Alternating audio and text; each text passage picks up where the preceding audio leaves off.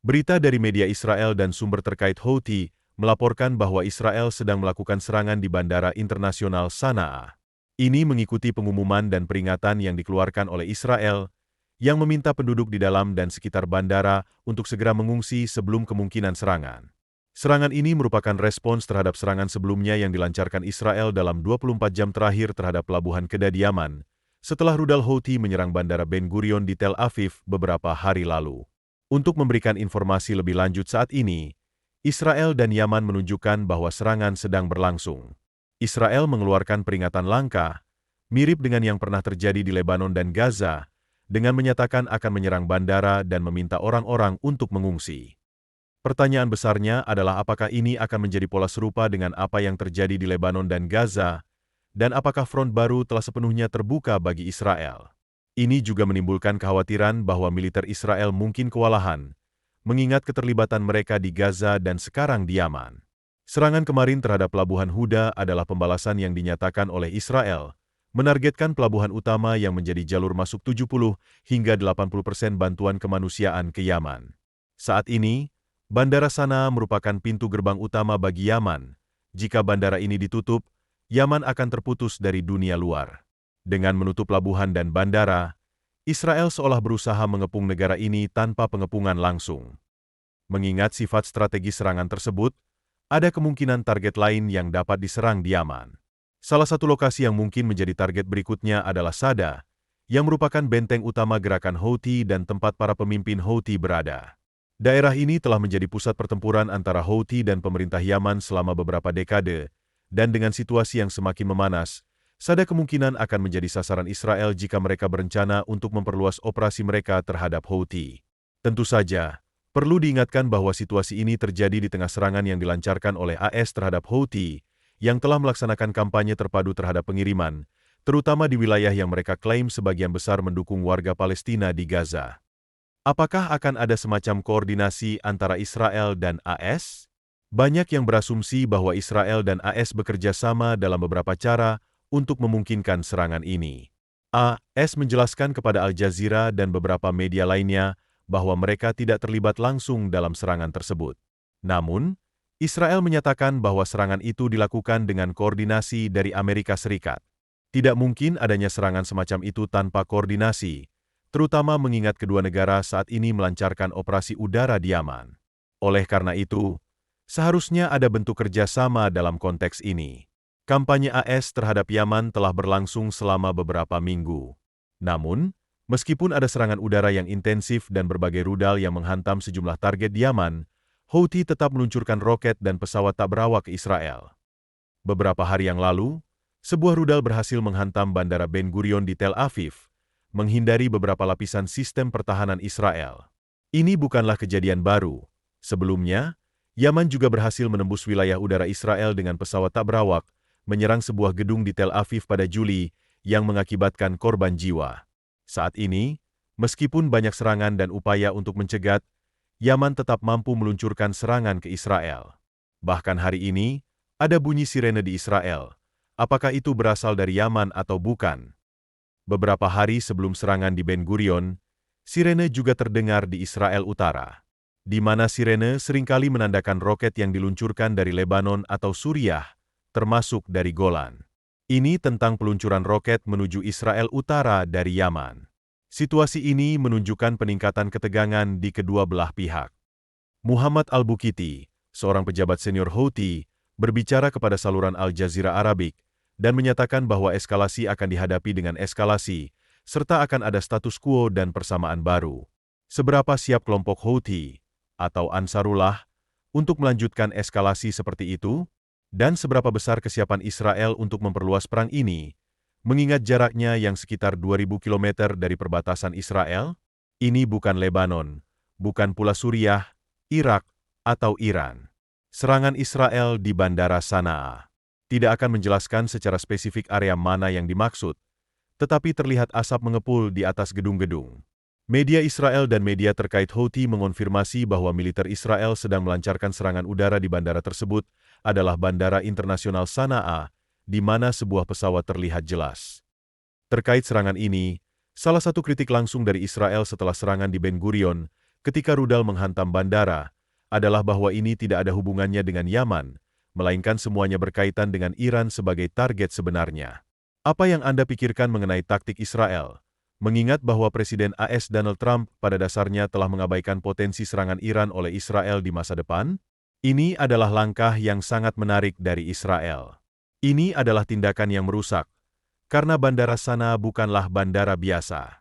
Bandara ini sangat dibatasi oleh Perserikatan Bangsa-Bangsa, Saudi, dan koalisi, dan hanya maskapai Yemenia yang beroperasi dengan satu penerbangan menuju aman.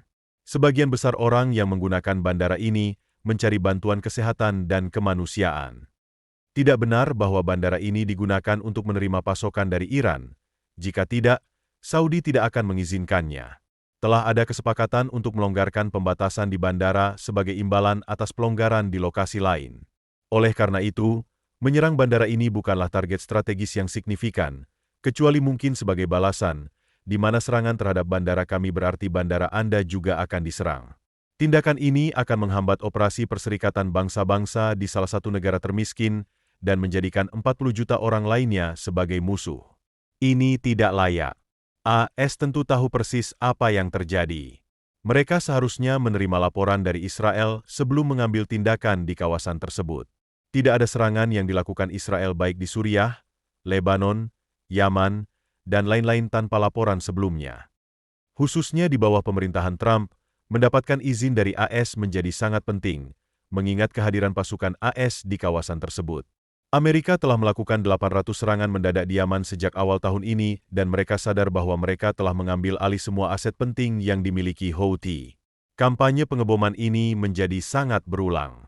Mereka mengebom pangkalan yang tidak lagi dihuni oleh Houthi. Tidak ada tentara di pangkalan-pangkalan tersebut, tetapi Israel merasa perlu menunjukkan kekuatan.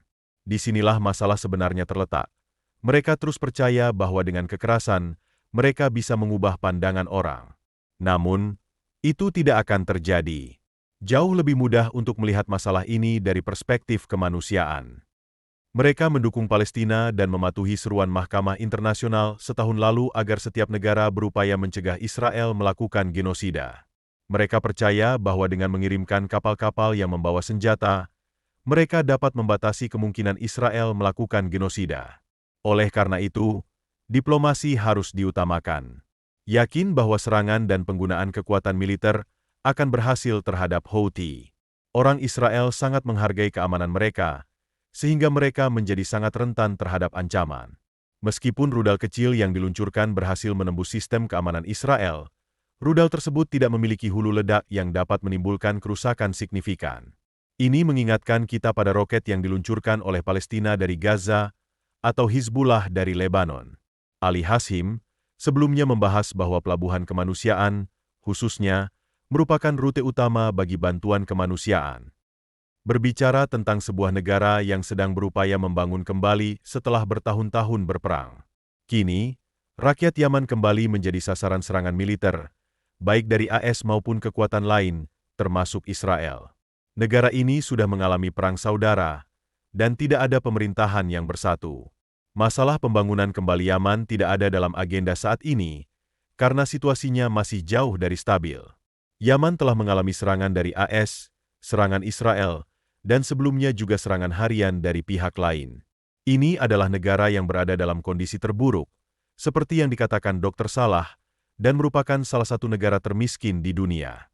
Kini, mencoba menekan Yaman dengan menyerang pelabuhan Huda, pelabuhan utama untuk masuknya bantuan kemanusiaan, serta bandara Sana'a, hanya akan memberikan tekanan lebih lanjut pada Houthi. Rakyat yang akan merasakan penderitaan ini, sementara Houthi tidak merasakan dampaknya secara langsung. Namun, inti dari masalah ini adalah perang di Gaza. Jika Anda menyelesaikan konflik di Gaza dan kembali ke gencatan senjata, tentu saja masih ada ancaman yang harus dihadapi. Apa peran Iran dalam konteks ini? Karena jelas bahwa Israel akan mempertimbangkan faktor tersebut. Jika belum bisa menyentuh Iran saat ini, orang mungkin membayangkan bahwa fokus mereka, seperti yang disebutkan Ali, pasti ada di suatu tempat. Jika mereka bernegosiasi dan berkoordinasi dengan AS serta pemerintah asing lainnya, seberapa jauh pemerintah asing tersebut akan mengatakan, kami memahami kebutuhan Anda untuk memberikan respons, tetapi harus dalam batas tertentu. Apakah Anda berpikir pengaruh tersebut benar-benar akan memengaruhi cara Israel melancarkan serangannya?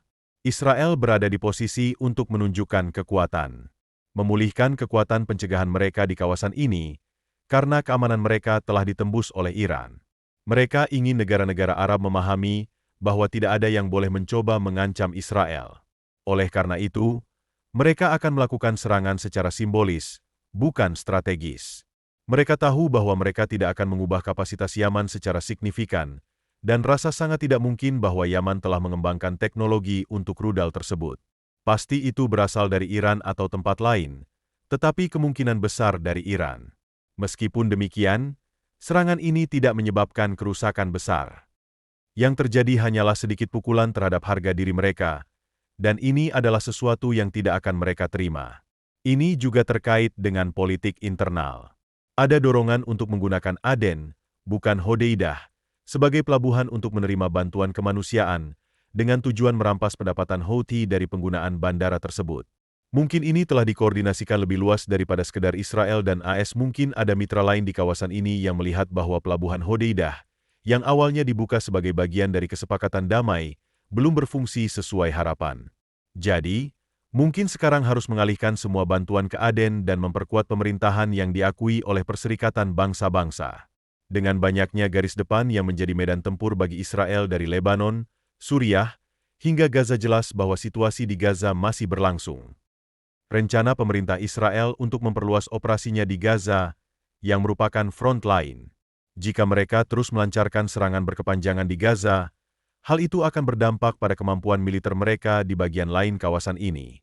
Israel sebagian besar bergantung pada angkatan udaranya, dan dengan dukungan penuh dari AS, mereka seharusnya dapat melakukan serangan mendadak ke Yaman tanpa banyak kesulitan.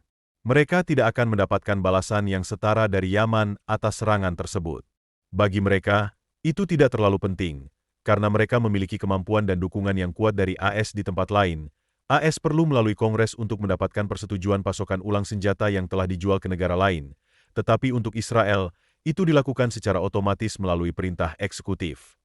Terima kasih telah menonton. Jangan lupa like, komen, subscribe, share dan berlangganan channel YouTube ini agar tidak ketinggalan video menarik lain. Sampai jumpa.